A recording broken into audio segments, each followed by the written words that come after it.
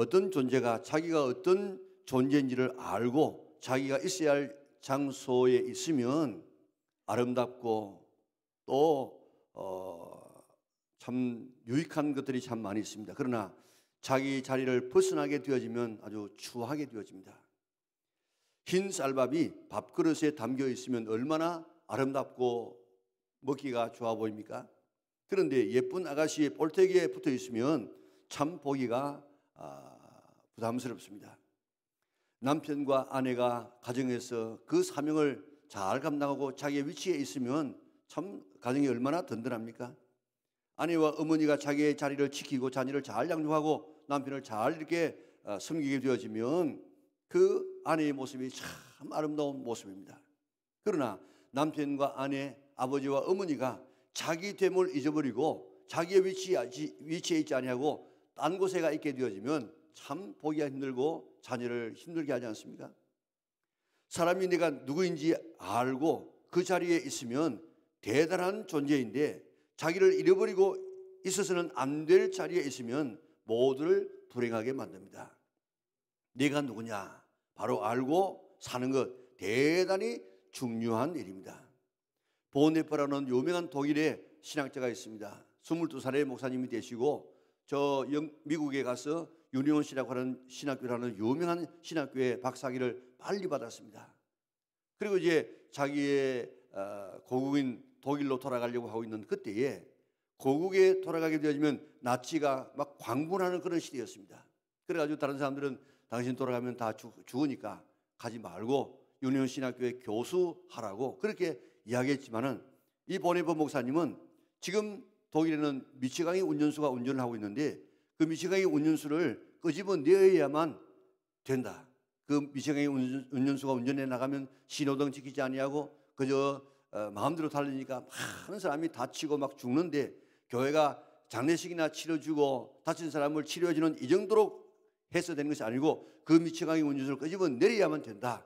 나는 그 일을 위해서 간다. 그러면서 독일에 가서 히틀러 암살단에 가담했다가 발각되어져가지고 36살의 그 천재적인 이 목사님이 형장의 이슬로 사라졌습니다. 그가 그 세상을 떠나기 전에 옥중에서 여러 편지들과 이런 글들을 썼는데 그 가운데 나는 누구인가 하는 시가 있습니다. 길기 때문에 제가 다 말씀을 드릴 수 없고 좀 짧게 말씀을 드린다고 하면 앞에 나오는 말씀만 드린다고 하면 나는 누구인가? 남들은 내게 종종 말하기를 불행한 나날을 견디내는 내 모습이 언제나 한결같고 방글거리고 당당한지 늘 승리하는 사람과 같다는데 남들이 말하는 내가 참 나인가? 나 스스로가 아는 내가 참 나인가? 나는 누구인가? 이것인가 저것인가? 오늘은 이 사람이고 내일은 저 사람인가? 하면서 그런 이 긴 내가 누구인가? 자꾸 그렇게 물어보는 그런 시가 있습니다. 내가 누구인가를 아는 것은 대단히 중요합니다. 그런데 오늘 여기 있는 이 마이크로 말하면 마이크가 스스로 내가 내 존재가 어떤 존재다. 내 이름이 무엇이다. 내가 어떤 사명을 가지고 만들어졌다. 이거 마이크 스스로 알겠습니까? 모릅니다. 이 마이크를 만든 사람이 이 마이크라는 이름도 붙여주고 또 말을 정복시키는 이런 이 기능도 사명도 주고 전부 이 만든 사람에게 물어보아야만 내가 누구인지를 알 수 있습니다. 우리 인간도 마찬가지입니다. 우리 사람들도 내가 이성적으로 인간은 무엇이다. 우리가 경험상으로 무엇이다. 지식적으로 내 자신에 대해서 이야기할 수 있지만은 그러나 나는 내 자신을 알 수 없습니다. 나를 만드신 하나님만이 나를 바르게 알 수 있는 줄 믿으시기를 바랍니다. 그런데 창세기 1장부터 11장까지 우리가 누구인지를 이야기하고 있어요. 우주의 기원이 어떻게 됐는가? 사람의 기원, 가정의 기원, 죄의 기원, 안식일의 기원, 언어의 기원, 국가의 기원, 만물의 기원에 대해서 아주 명확하게 우리에게 이야기를 하고 있습니다. 오늘은 사람의 기원에 대해서 살펴보므로 내가 누구인가? 내가 얼마나 형편없는 존재인가? 또 내가 얼마나 존귀한 존재인가? 내 사명이 무엇인가? 하는 등등에 대해서 살펴보고자 합니다. 바로 알아서 정말 행복하게 사명적으로 살아갈 수 있는 우리영락에 온 성도들 될 수 있기를 주님의 이름으로 축원합니다. 아담과 하와가 자기를 바로 알고 자기 위치를 지켰으면 자기뿐만 아니라 모든 인류를 이렇게 멸망으로 몰아넣지 않았을 것입니다. 그러나 자기를 망각했어요. 자기는 피조물이야, 피조물. 하나님이 될 수도 없고 되어서도 안 되는 존재인데 자기를 망각하고 하나님처럼 되려고 하다가 자기뿐만 아니라 온 인류를 멸망으로 몰아넣지 않았습니까? 내가 누구인지를 아는 것이 이렇게 중요합니다. 오늘 가정에서 또한 교회에서 또 국가 앞에서 또 하나님 앞에서 내가 누구인지를 바로 아는 우리 영락의 온 식구들 될 수 있기를 주님의 이름으로 축원합니다. 인간 창조에 관한 말씀은 오늘 본문 창세기 1장 26절에서 29절까지도 있고 또 2장 7절에도 나옵니다. 우리 창세기 2장 7절 같이 한번 볼까요? 여호와 하나님이 땅의 흙으로 사람을 지으시고 생기를 그 코에 불어 넣으시니 사람이 생명이 되니라. 아멘. 하나님께서 사람을 무엇으로 지었다고 했습니까? 땅의 흙으로 사람을 지으시고 그리고 이름을 뭐라고 이야기했습니까? 아담이라고 이야기했어요. 아담. 이 아담이라는 말은 고유명사예요. 우리 다 고유명사 이름을 가지고 있는 것처럼 아담이라는 이 이름도 하나님께서 첫 사람에게 붙여준 고유명사입니다. 그러나 또 들어가서 이 아담은 보통명사도 되어집니다. 그래서 보통명사가 되어지면 사람이라는 뜻이에요. 사람. 또 이 사람이라는 말 안에는 어떤 뜻이 있는가 하면은 그런 흙이다, 먼지다, 티끌이다 이런 뜻이 사람이라는 이 아담이라는 말 안에 들어있다 이 말입니다. 하나님께서 아담을 부르지 않았습니까? 아담아 그렇게 불렀는데 그 말은 다른 말로 말하면 아담아 하는 이 말은 티끌아, 흙아, 또 먼지야 이렇게 부르는 것입니다. 그래서 끊임없이 아담이란 이름을 부를 때마다 아담은 나는 흙이구나, 나는 피조물이구나, 나는 먼지에 지나지 않구나 자기 자신을 잘 알고 그 선을 넘어가지 않도록 하나님은 늘 이 아담에게 그렇게 불렀습니다. 하나님께서 아담을 만드실 때 금이나 다이아몬드로 보석으로 만들지 아니하고 발에 밟히는 흙으로 지었다는 것입니다. 그것도 먼지예요. 먼지. 본래 이 원어에 말하면 이는 먼지고 티끌로 번역하고 있습니다. 가치 없는 것입니다. 흙으로 만든 질그릇은 깨어지기 얼마나 쉽습니까? 조금만 세게 부딪혀도 금이 가고 깨어져서 못 쓰게 되는 것이 질그릇인 것처럼 오늘 우리 흙으로 만든 우리 인간의 육체가 얼마나 약한지 모릅니다.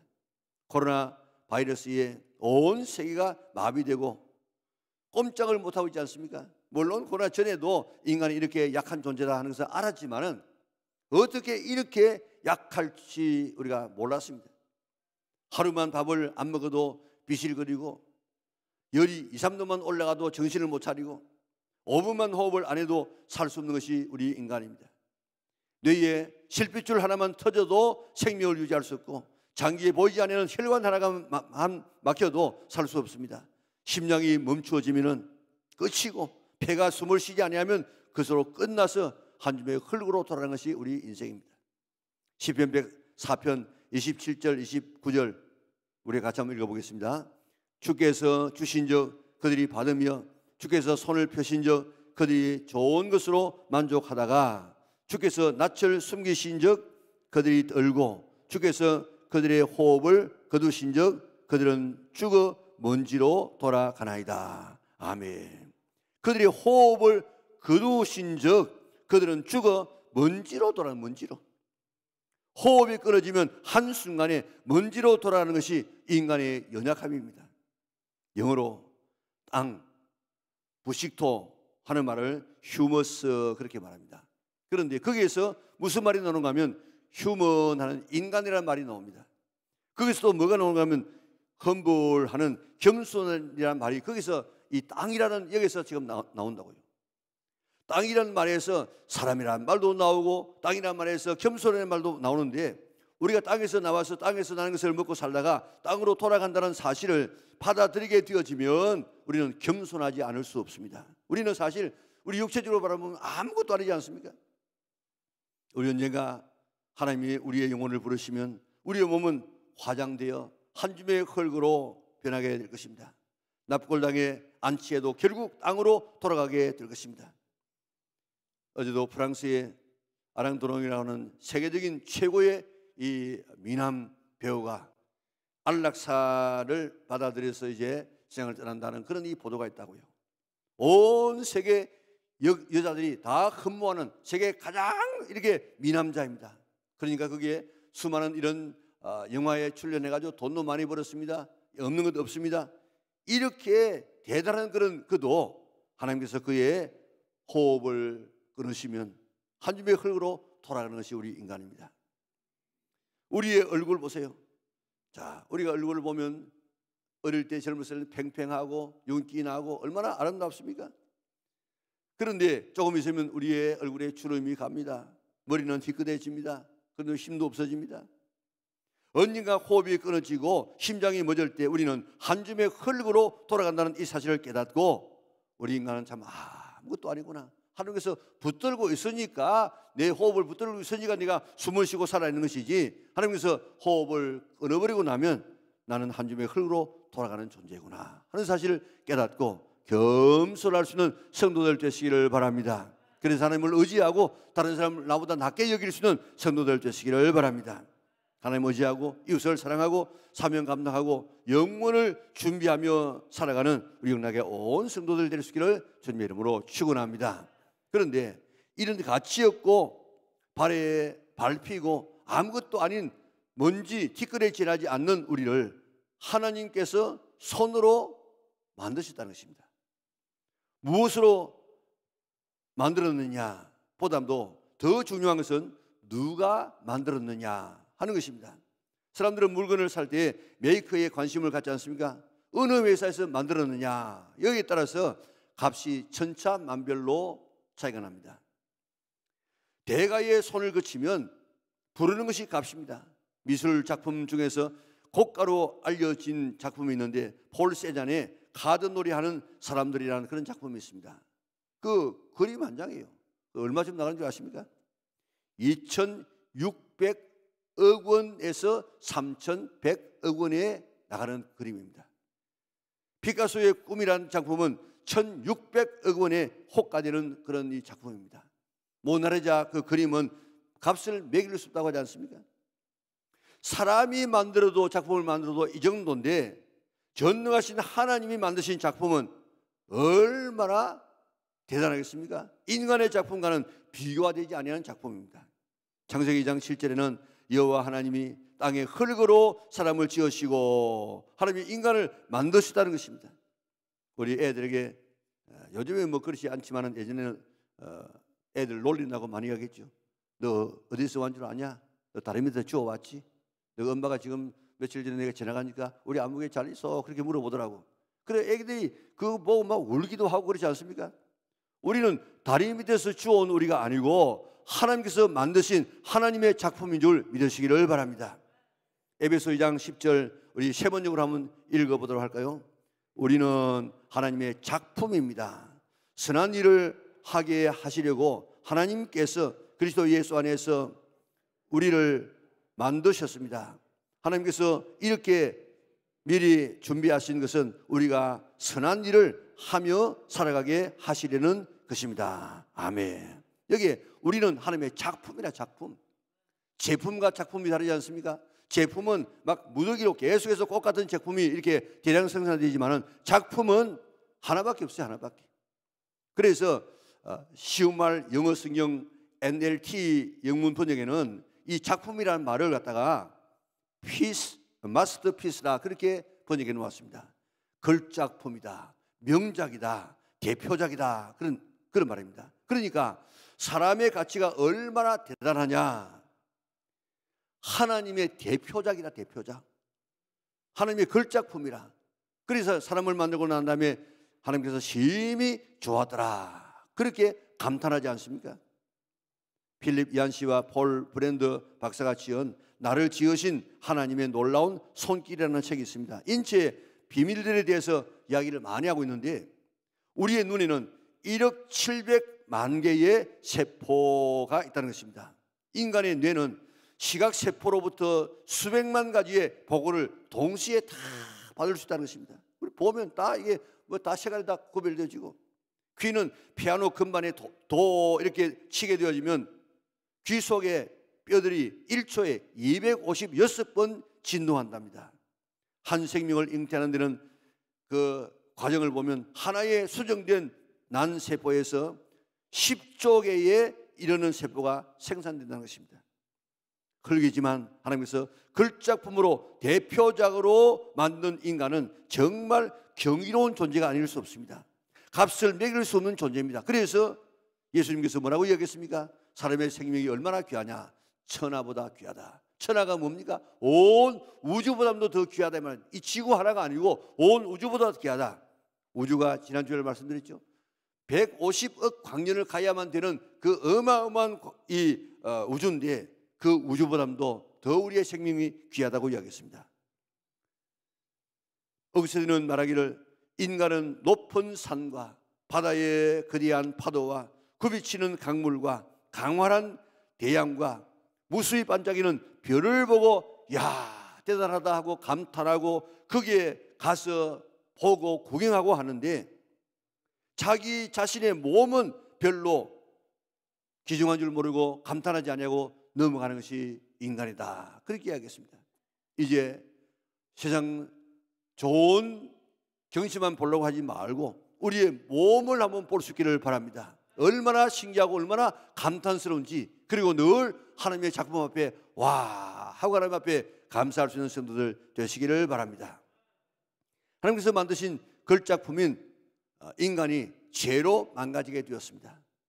하나님은 독생자를, 예수님을 이 땅에 보내셔서 다시 망가진 작품을 갖다가 복원 작업을 하기 위해서 예수님을 보내셨어요. 그게 바로 우리의 구원입니다. 우리가 얼마나 귀한 존재인지 하나님이 당신의 생명을 버려서라도 우리를 다시 회복시키시기를 원하시는 것이 하나님이십니다. 우리는 이렇게 대단한 하나님의 작품입니다. 그렇기 때문에 우리는 보통 사람이 아닙니다. 하나님이 창조한 하나님의 걸작품이요 대표작입니다. 하나님이 나를 고치시기 위해서 대신 죽어줄 만큼 가치 있는 대단한 존재임을 믿으시기를 바랍니다. 그래서 예수님 친히 말씀하시기를 뭐라고 했습니까? 우리 마태복음 5장 22절 같이 읽겠습니다. 나는 너에게 이르노니 형제에게 노하는 자마다 심판을 받게 되고 형제에게 대하여 나가라 하는 자는 공회에 잡히게 가게 되고 미련한 놈이라 하는 자는 지옥불에 들어가게 되리라. 얼마나 끔찍한 이야기인지 모릅니다. 형제가 누굽니까? 형제가 나도 하나님의 작품이지만은 형제도 하나님의 작품입니다. 그리고 하나님의 작품을 바라보고 무슨 놈이라고요? 미련한 놈이라. 그렇게 하면 어디 있나고요? 지옥에 들어요. 지옥에. 하나님이 만드신 그 대단히 하나님께서 좋다 그렇게 한 그 작품을 바라보고 미련하다 저런 게 있어 이렇게 하면 그 만드신 하나님을 욕하는 것이 되어진다는 것입니다. 작품을 작품으로 못 알아보고 미련한 것 하면은 지옥불에 들어간다. 대단한 그런 말씀입니다. 형제를 보고 어떻게 해야 하나님이 기뻐하신다고 했습니까? 피카소의 그림을 보면 어떤 그림은 어린이의 장난 같은 그런 그림을 그려 놓았습니다. 제가 그 그림에 대한 가치와 조회가 없기 때문에 그 바라보고 뭐 그림을 이따위로 그려 놓았냐고 그렇게 하면 제가 아주 무식한 사람이 되어집니다. 어떻게 되겠습니까? 그 그림을 보고 야 대단하다 그러면 제가 그림을 좀 아는 사람처럼 다른 사람에게 보일 수 있습니다. 하나님의 걸작품인 이 형제를 바라보고 미련한 것 뭐 저런 것이 있어 이렇게 하면 지옥에 들어간다. 지옥에. 어떻게 해야 되겠습니까? 와 대단하다 잘생겼다 어떻게 저렇게 만들었지 어떻게 저렇게 멋있지 그러면 하나님이 영광을 받으시고 하나님께서 기뻐하신다는 것입니다.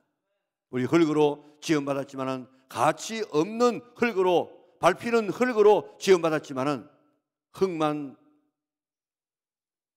우리가 버리면 후하고 불어버리면 날아갈 수밖에 없는 먼지와 티끌로 만들어졌지만은 하나님이 지으셨기 때문에 나를 바라볼 때 와 대단하다 나는 하나님의 대표작이다 하나님의 걸작품이다 이렇게 고백할 수 있기를 바랍니다. 하나님이 나를 위해서 죽어줄 만큼 가치 있는 존재다 하는 이 사실을 늘 받아들일 수 있기를 바랍니다. 시편 139편의 그 기자의 고백처럼 이런 고백이 오늘 저와 여러분들의 고백이 될 수 있기를 바랍니다. 시편 139편 13절 14절 같이 읽겠습니다. 주께서 내 내장을 지으시며 나의 모태에서 나를 만드셨나이다. 내가 주께 감사하오면 나를 지으심이 심히 기묘하심이라. 주께서 하시는 일이 기이함을 내 영혼이 잘 아나이다. 아멘. 우리가 지금 읽는 성경이 개역 개정이에요. 그런데 지난번에 읽었던 성경이 개역 성경인데 그 개역 성경 14절을 개역 성경으로 한번 읽어보도록 하겠습니다. 내가 주께 감사하오면 나를 지으심이 신묘막정하심이라. 주의 행사가 기이함을 내 영혼이 잘 아나이다. 아멘. 나를 지으심이 신기하고 묘해서 청량이 아득하는, 청량이 안 되는 그런 존재가 바로 내라는 것입니다. 우리가 엄마 뱃속에서 수정되어서 사람이 되지 않습니까? 수정될 때에 여자 엄마의 그 난자와 아버지의 정자가 만나가지고 수정이 되어져서 우리가 사람이 되어졌는데, 여자의 난세포가 언제 생기느냐? 여자애가 엄마 뱃속에서 있을 때에 14주부터 그 난세포가 그 조그마한 그 뭐 14주 되면 손가락 한마디쯤 되겠습니까? 그 정도의 이 여자아이의 14주가 되었을 때에 난세포가 생기기 시작해서 여자아이가 그 태중에 있을 때에 20주가 되어지면 난세포가 600만 내지 700만 개로 늘어난답니다. 그러다가 태어날 때는 100만 개나 200만 개로 줄어들다가 어릴 때는 30만 개, 40만 개로 줄어들다가 나중에는 이제 성년이 되어지면 400개로, 아주 좋은 이런 난자 400개로 딱 줄어서서 매달 하나씩 이렇게 내보내서 생명을 창조한다는 것입니다. 그러니까 난세포가 엄마 뱃속에 아주 어릴 태아 14주가 되는 그때부터 생기기 시작한다는 것입니다. 남자의 정자는 한 번 사정할 때에 1억 정도의 정자가 나온다는 것입니다. 600만 내지 700만 개의 난자 속에서 고르고 골라가지고 400개 정도가 되어지고, 또 1억 개의 그런 이 정자 가운데 그 하나가 만나가지고 내가 되고 여러분들이 되어졌다는 것입니다. 이 얼마나 놀라운 확률이고 얼마나 놀라운 존재가 우리인지를 다시 한번 확인하고 감사할 수 있기를 바랍니다. 얼마나 놀라운 신비입니까? 그래서 나를 지으심이 신묘막측합니다 하고 감탄한 것입니다. 이처럼 우리는 흙으로 만들어지기 때문에 가치가 없습니다. 깨어지기 쉽습니다. 순식간에 사라질 것입니다. 별 볼품이 없습니다. 하나님이 우리의 영을 불러가시면 우리의 몸은 흙으로 돌아가야 하는 허무하기 짝이 없는 존재가 우리들입니다. 그렇기 때문에 우리는 겸손해야 됩니다. 소리 질 것도 없고 자랑할 것도 없습니다. 그저 하나님 앞에 감사하고 또 하나님 앞에 영광 돌리는 삶을 살아가야 됩니다. 반면에 우리는 흙에 지나지 않습니다. 그렇지만 우리가 대단한 존재입니다. 왜 그렇습니까? 하나님이 만드셨기 때문에, 하나님의 걸작품이 하나님의 대표적이기 때문에 그렇습니다. 하나님의 걸작품이 죄로 인하여서 망가지게 되었을 때 독생자를 보내서 그 피값으로 우리를 다시 회복시키시는 분이 하나님이십니다. 하나님이신 예수님이 우리를 위해서 죽어주실 만큼 대단하고 귀한 존재가 우리임을 믿으시기를 바랍니다. 우리는 아무렇게나 살아도 되는 그런 존재가 아닙니다. 어떤 물건을 만들 때는 목적을 가지고 만드는 것처럼 하나님께서 우리를 만드실 때도 목적을 가지고 만들었습니다. 한편으로는 형편없는 존재입니다. 그러나 한편으로는 대단한 존재입니다. 이 두 사이에 잘 조화를 이루어서 어떤 경우에도 우리가 겸손하고 하나님을 의지하고 다른 사람을 잘 나보다 낮게 여기고, 또 한편으로는 아무리 가진 것이 없다고 할지라도 당당하게 멋있게 행복하게 살아가는 우리 은하계 온 성도들 될 수 있기를 주님의 이름으로 축원합니다.